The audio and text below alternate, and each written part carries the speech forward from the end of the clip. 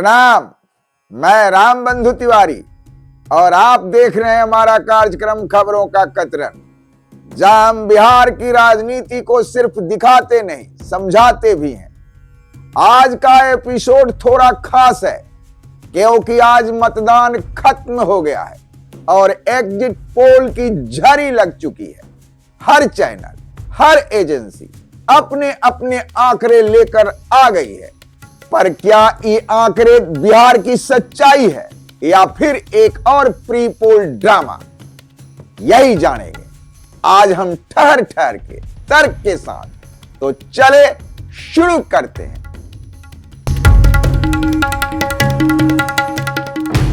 लगभग सभी सर्वे एजेंसियां, India today, axis, news 18, CNN और टुडे चाणक्य ने बिहार में एनडीए को बढ़त दी है।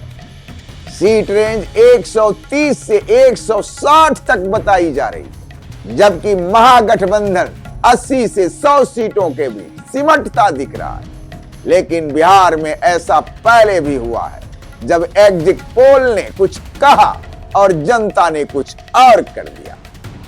इस बार मतदान भारी रहा और इतिहास गवाह है कि ऊंचा मतदान हमेशा बदलाव की दस्तक लेकर आता है।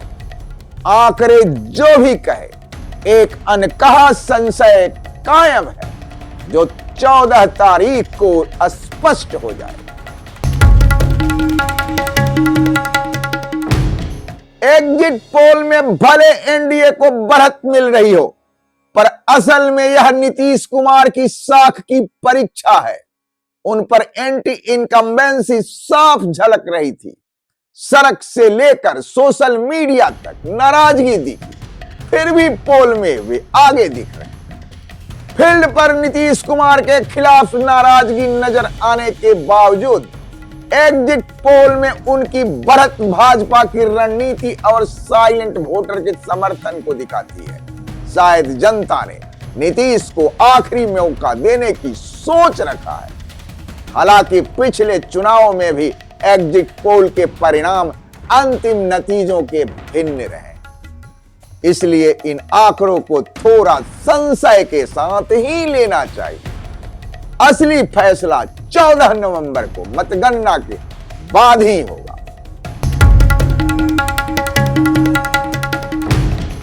तेजस्वी यादव ने इस चुनाव में रोजगार बनाम झूठा विकास का एजेंडा सेट किया।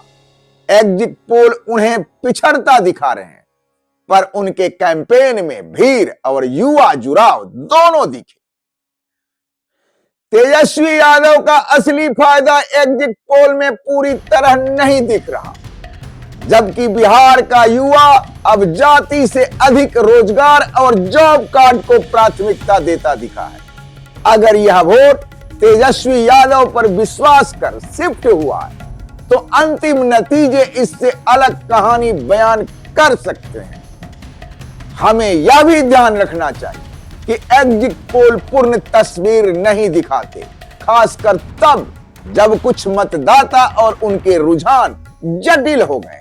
अतः यह 14 नवंबर को मतगणना के बाद ही स्पष्ट होगा कि तेजस्वी का रोजगार और जनसुराज के व्यवस्था परिवर्तन का मुद्दा कितना प्रभावित साबित हुआ। प्रशांत किशोर की पार्टी जनसुराज ने अपने अभियान से चर्चा तो खूब बटोरी, तमाम इलाकों में असर भी खूब दिखा, लेकिन एग्जिट पोल में इसका कोई खास जिक्र नहीं। चुनाव प्रचार के रुझान यह साफ कह रहे थे कि जनसुराज भले ही इस बार ज्यादा सीट न जीत पाए, लेकिन उन्होंने बिहार में विकल्प की राजनीति की मजबूत जमीन तैयार कर दी है। यह बीज 2025 में न सही तो 2030 में जरूर फले फूलेगा।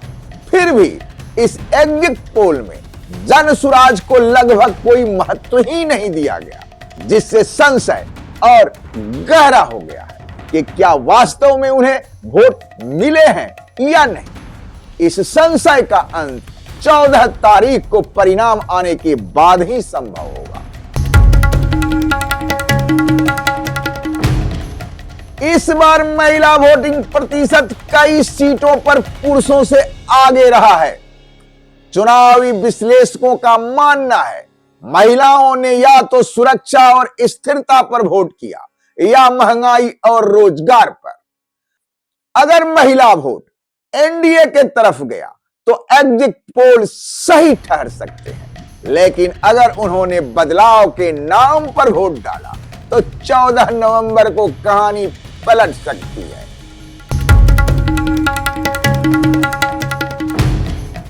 दोनों चरण का अत्यधिक मतदान यह बताता है कि जनता उदास नहीं, उत्साहित है। इतनी ऊंची वोटिंग का मतलब है कि लोग कुछ नया देखना चाहते हैं। यह नया नीतीश भी हो सकता है या फिर नीतीश के बाद का बिहार भी हो सकता है। परिणाम 14 तारीख को हमें एक नई कहानी सुनाएंगे, जिसके लिए हमें तैयार रहना चाहिए।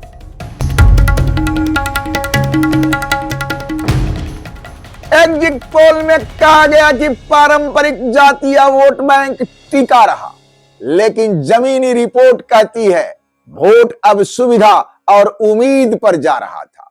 तो इस जातीय समीकरण में महागठबंधन को इग्नोर करना समझ से परे लग रहा है। दोस्तों, बिहार में पहली बार देखने को मिला कि जाति नहीं बल्कि शिक्षा, रोजगार, पलायन मुद्दा बना है। तो सवाल बनता है कि इसका असर क्या शून्य हो जाएगा? नहीं, यह बदलाव धीमा जरूर है पर निर्णायक होगा। हर चैनल अपने आंकड़े को सटीक बता रहा है, पर आम जनता कह रही है अब असली पोल तो 14 नवंबर को खुलेगा। बिहार का चुनावी लैंडस्केप काफी जटिल है, जिसमें जातीय समीकरण, स्थानीय मुद्दे और गठबंधन बदलते रहते हैं। मतदाता कभी कभी प्रचार में नहीं बल्कि अंतिम क्षणों में निर्णय बदल लेते हैं, जिससे एग्जिट पोल का अनुमान असफल हो सकता है। पिछले चुनावों में भी कई बार एग्जिट पोल और वास्तविक नतीजे में फर्क देखने को मिला है। इसलिए लोग 14 नवंबर को यथार्थ परिणाम के लिए तैयार हैं, जो अनिश्चितता को साफ करेगा। बिहार की जनता का एक ही आवाज, हमने वोट दे दिया। अब बोलेंगे 14 नवंबर को। लोग मान रहे हैं कि बिहार में बदलाव की आहट है, पर यह बदलाव कौन लाएगा, यह कहना अभी जल्दीबाजी होगी। एग्जिट पोल्स का रुझान भले एनडीए की तरफ झुका हो, पर संशय अब भी बरकरार है। बिहार में कई बार एग्जिट पोल का पोल खुल चुका है और शायद इस बार भी यही होने वाला है। तो दोस्तों, एग्जिट पोल के नंबर चाहे जो हो, लेकिन बिहार की जनता ने जो कहा है वो ईवीएम के अंदर है, बाहर नहीं। 14 नवंबर को जब नतीजे आएंगे तब तय होगा कि एग्जिट पोल सही था या सिर्फ एक राजनीतिक एक्सरसाइज। अगर आपको यह विश्लेषण पसंद आया हो तो वीडियो को लाइक और शेयर जरूर करें। हां, चैनल को सब्सक्राइब करना ना भूलें। फिर मिलते हैं कुछ नए खबरों के कतरन एवं विश्लेषण के साथ। धन्यवाद, प्रणाम।